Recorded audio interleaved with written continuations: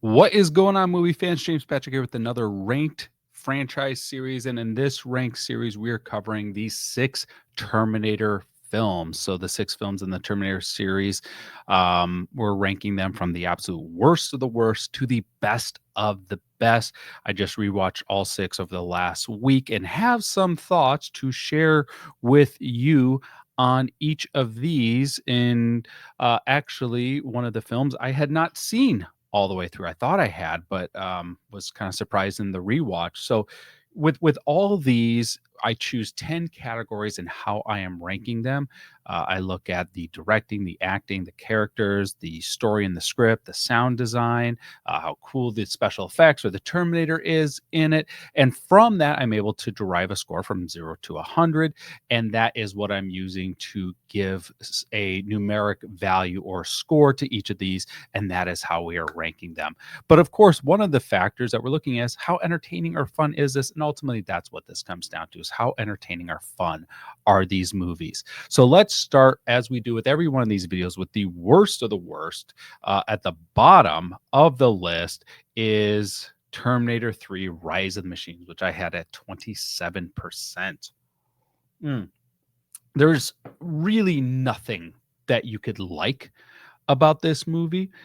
Everything in the script just kind of moves from one joke to the next joke. They're just trying to see how many jokes that they can cram into this. But even more offensive than that is what they did to the character of John Connor. This is an absolutely abysmal casting of John Connor's character, making him so weak and whiny and pathetic, which is a complete antithesis of who he is in the previous films as an adult. And this character who's portraying him is closer to that adulthood. Now, it made sense in Terminator 2 when he's just a kind of a snotty nosed preteen, that there's a lot of time before he's going to become the leader of the resistance. But in T3, he's much older and he should be a little bit closer to what we've seen before in regards to the portrayal of John Connor, even though part of the narrative of T3 is that Judgment Day never happened. The story was really hard to track. It got convoluted really quickly, and ultimately you just don't really care because it's not interesting of a story. Claire Danes playing the other protagonist in the film is completely one note and pretty annoying. In this movie, the CGI just was so much worse. The practical effects were so much worse than its predecessor. Not worse than the original, but definitely worse than part two. And Act 3 really felt like a TV show. Like, all of a sudden when we get into Act 3, this feels like a late night CBS action show. This doesn't feel like a theatrical film.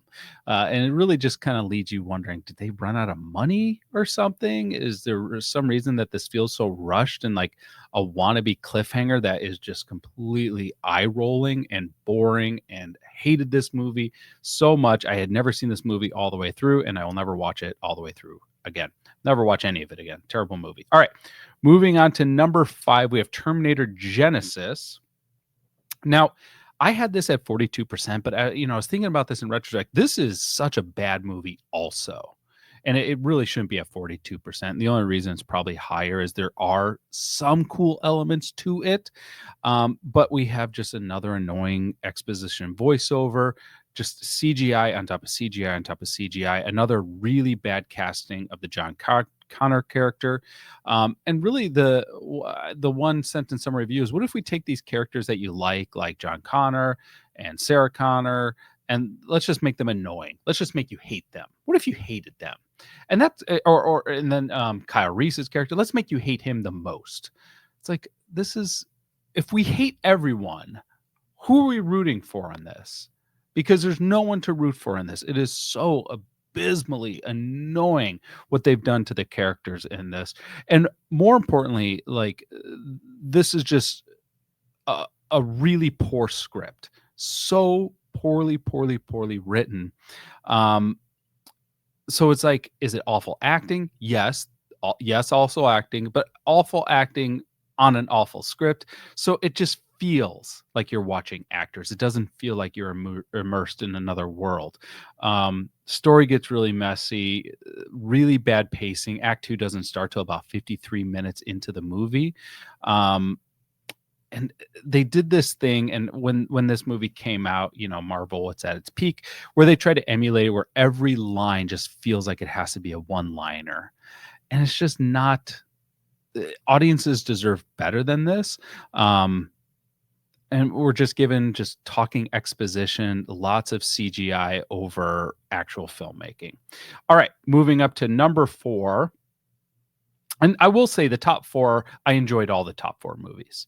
Um, I'm guessing many of you would have put this film at number 3, and I'm sorry.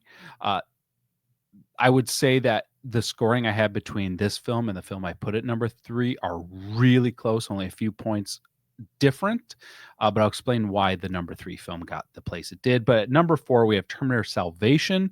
Um, there's a lot that I like about this movie. I like the acting. I like a lot of the characters. I liked a lot of the actors that they brought into it. I felt like it had um, really cool, intense action scenes. I like the fact that it takes place in this futuristic world that we've only seen glimpses of in these flash forwards in all the previous films. Um, the Terminators look really cool. The twist in it is really interesting.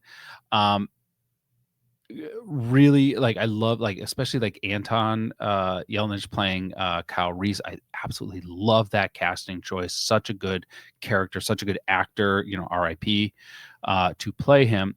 Now, where does this movie struggle? Clunky script. um Christian Bale really kind of over delivered on being John Connor. Like, on paper, it sounded good, but he just did Batman. He just did Batman. And it felt like the wrong tone. It didn't fit his delivery in it, but it is what it is. Um, Also, there was some weird elements of it that I didn't understand, like why no one pays attention to him. Like, I know that it's ego and hubris, but it doesn't make any sense if he's gotten so much right, why people wouldn't give him the time of day. Um, so just characters making dumb decisions that I don't think people would make.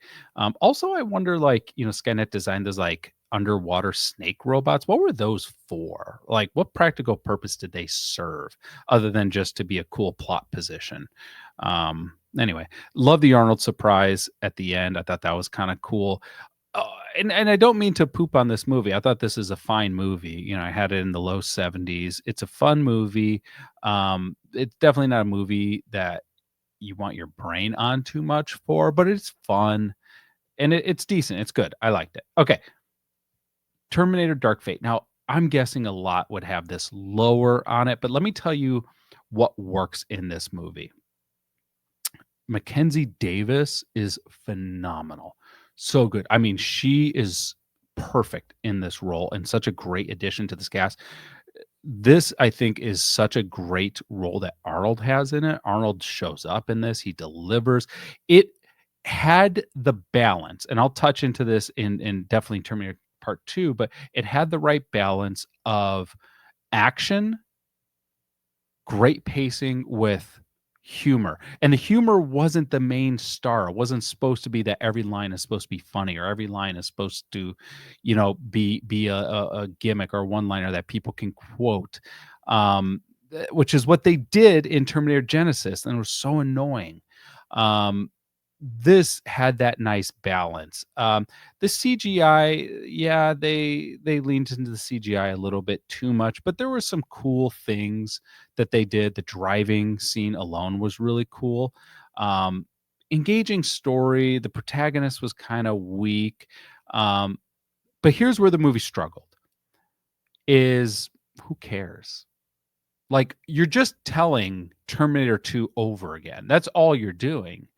You're just shifting around some of the pieces on the chessboard, but you're just telling the Terminator 2 story and using a lot of the same scenes or setups or concepts from T2. But that's why it was fun to watch, because it felt familiar. We're not in new ground here, so it's not the most original. They kind of played the greatest hits, and I think in some cases they worked, in other cases they did not. Um, Linda Hamilton, not great. in this. I was so excited that she was back, but having her have to say the lines that Arnold said in the previous films, that's I feel like that just something I just don't want in movies again. Like I they had it in the I just watched the new I Know What You Did Last Summer and repeating the line from before. It was in Alien Romulus, and it pissed me off so much that they used that get away from her line in Alien Romulus. It's sloppy writing, it's pandering fan service, and we never asked for it and we don't want it. So who is it for? Other than like we're older than this and we're smarter than this. Like we don't need that. Um, but great action scenes. Like I said, Mackenzie Davis carries this film. Her and Arnold are so good in it, and that's why it didn't rate much higher than Salvation, but I bumped it a little bit higher than Salvation. All right, that leaves us with number two. And hey, I hope you're not mad at me for this, but I did have this one at number two, not number one. This is such an iconic film. It had the horror element in this sci-fi film. It was terrifying. It was creepy. The practical effects are insane. They hold up. Shout out to Stan Winston on that. Some of the other effects do feel a little dated. The music is definitely dated, but there's so much to like about this movie. The thing that surprised me about this movie so much is how well paced this movie was, how this movie flowed so quickly that you just are moving from not just one scene to the next, but one act to the next in such a fast paced way that I didn't remember. I always consider this to be the slower of the two when I'm comparing this to T2, but this movie moved at a great pace and kept me engaged the entire time. Absolutely loved the rewatch of this. And that leads us to our number one, which is T2. I remember when I was in college, I studied the screenplay for T2 just because of how well this is written. And that's where it started. It started with an amazing script, an evolution of the characters. You have multiple characters having arcs in this. From John Connor has an arc, the Terminator himself has an arc, Linda Hamilton's character, Sarah Connor has an arc. So really well written characters. The special effects, both the practical effects and the special effects, are the best of the entire series. I mean, even to this day, they're better than anything that they're coming out with now, which I'm not sure how that's happening.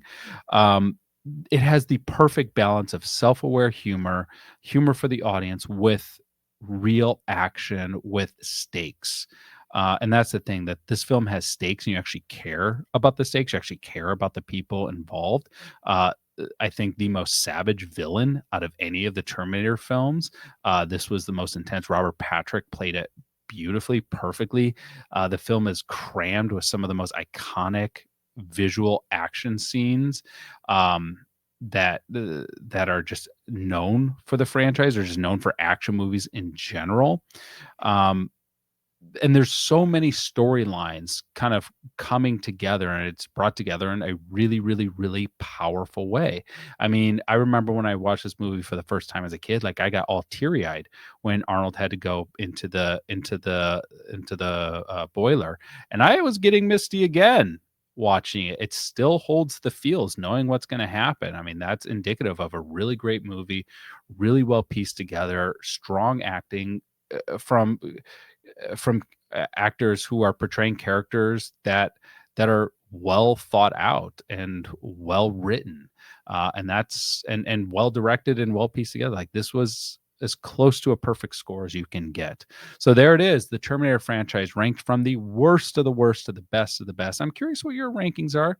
Let me know in the comments section below. Always like seeing how other people's rankings compare to mine. Thank you all so much for tuning this. Be sure to hit that subscribe button. We'll talk to you all in the next screening. Take care, everyone.